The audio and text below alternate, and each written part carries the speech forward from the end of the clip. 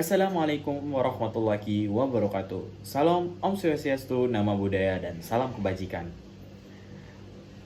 Izin memperkenalkan terlebih dahulu, nama saya Fikri Nur Ramadan, saya dari Fakultas Kesehatan Masyarakat, jurusan Ilmu Kesehatan Masyarakat, kelas Etika dan Hukum Kesehatan 8.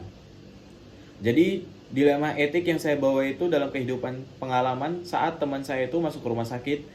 Jadi, beberapa waktu yang lalu saya mengalami sebuah situasi yang sampai sekarang itu masih membekas pada diri saya. Seseorang teman dekat saya tiba-tiba masuk rumah sakit karena kondisinya pada saat itu adalah ia mengalami demam yang tinggi.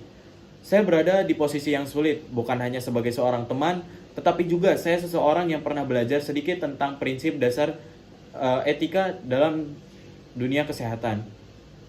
Jadi pengalaman saya itu adalah antara membantu teman ataupun menghormati privasinya. Karena pada saat itu ketika saya tiba di rumah sakit, keluarga dari teman saya itu terlihat bingung dan sedikit panik.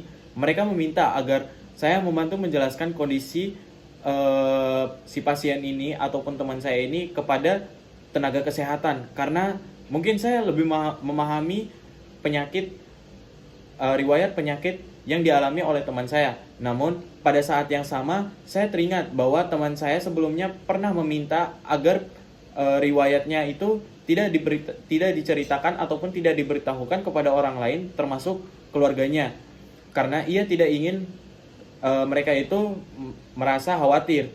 Jadi di titik itu saya terjebak dalam dilema. Jika saya berbicara kepada perawat ataupun dokter, saya melanggar permintaan teman saya dan bisa melanggar privasinya. Dan jika saya tidak memberi informasi apapun, tim medis bakalan kehilangan data yang memungkinkan itu diperlukan untuk penanganan yang cepat. Kedua-duanya sesama benar, tetapi kedua-duanya juga membawa resiko. Saya berdiri di samping teman saya yang terbaring lemas, sembari merasakan tentang keputusan yang saya harus ambil. Rasanya itu pada diri saya itu berat sekali. Jadi saya menggunakan analisis bioetik yang dimana yang pertama itu adalah autonomi, menghormati keputusan dari si hak pasien kepada teman. Jadi teman saya sebelumnya pernah meminta agar riwayat kesehatannya itu tidak diceritakan kepada orang lain, termasuk dari keluarganya. Itu adalah bentuk autonomi yang saya berikan. Hak pasien untuk mengatur informasi dirinya, saya menghormati itu. Tetapi kondisi yang sekarang membuat saya ragu. Ia tidak sadarkan diri sehingga tidak memberikan persetujuan secara langsung. Akhirnya saya memutuskan untuk menghormati autonomi dari teman, autonomi sebisa mungkin, tetapi saya juga mempertimbangkan keselamatannya. Saya hanya memberikan informasi dasar yang benar-benar itu penting untuk keselamatan dari teman saya, bukan detail yang tidak relevan. Jadi yang kedua dari kaidah bioetik, saya menerapkan beneficence, yang dimana beneficence itu kan berbuat kebaikan untuk keselamatan si pasien. Jadi prinsip beneficence itu menuntut kita melakukan tindakan terbaik demi keselamatan si pasien. Dalam kondisi darurat seperti itu, memberikan informasi medis yang penting adalah hal bagian dari upaya menyelamatkan teman saya. Jadi saya memilih untuk menyampaikan riwayat alerginya, obat yang sering ia konsumsi, dan informasi gejala apa yang sering ia alami. Sebelum semua itu saya berikan untuk membantu tenaga kesehatan untuk mengambil keputusan yang tepat. Dan yang ketiga, saya menerapkan kaidah dasar bioetik non-maleficent yang tidak menimbulkan bahaya. Saya juga mempertimbangkan resiko jika saya tetap diam. Teman saya bisa mendapatkan obat yang salah, dokter bisa salah menilai kondisi yang awal, dan keselamatan dari teman saya mungkin bisa terancam. Jadi prinsip non-maleficent membuat saya sadar bahwa tidak memberikan informasi juga bisa membuat teman saya dalam kondisi yang berbahaya. Karena itu saya memilih jalan tengah, yaitu memberi informasi yang secukupnya dan esensial, tanpa membuka hal-hal pribadi yang tidak berhubungan dengan kondisi medis. Dan yang terakhir, saya menerapkan kaidah dasar bioetik justice, yang dimana perlakuan yang adil dan tidak bias.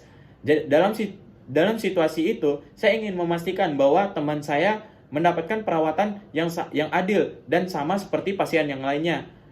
Keadilan di sisi ini berarti ya berarti memberikan informasi penting agar ia bisa ditangani dengan cepat dan tidak menutupi sesuatu yang dapat membahayakannya, dan eh, tidak menambahkan informasi yang berlebihan yang bisa melanggar privasi. Saya juga menjaga netralitas, tidak memihak keluarga ataupun tenaga medis, tetapi saya berfokus pada kebaikan untuk teman saya ini. Jadi pengalaman itu mengajarkan saya bahwa dilema etik dalam dunia kesehatan sering muncul secara tiba-tiba. Bahkan bagi orang yang tidak bekerja di dunia kesehatan, saya belajar bahwa autonomi itu penting, tetapi juga boleh menghalangi keselamatan si pasien. Beneficent dan maleficent itu harus belajar seimbang, berbuat baik tanpa menimbulkan bahaya. Dan yang terakhir itu justice, memastikan semua keputusan yang dilakukan secara adil dan proporsional. Dari keempat bioetik itu, saya akhirnya menyadari bahwa membantu seseorang di dunia kesehatan bukan hanya soal niat yang baik, tetapi juga mempertimbangkan nilai moral, prinsip, dan etika. Itu membuat saya lebih dewasa dan memahami arti yang namanya itu peduli yang sebenarnya. Oke, mungkin dari saya segitu aja. Terima kasih.